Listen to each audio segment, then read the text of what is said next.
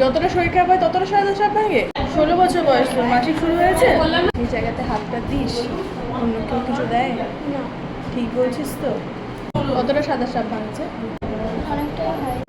অনেকটা হয় মানে তুই বল কতটা হয়? তাও একটা পরিমাণ মতো, যে কতটা সাদা সাপ হয়, কিরকম হয়, মানে চুলকানি হয় কি না? শরীর খারাপ হলে সেরকম মানে ভাঙে। শরীর খারাপ কম কম হয়?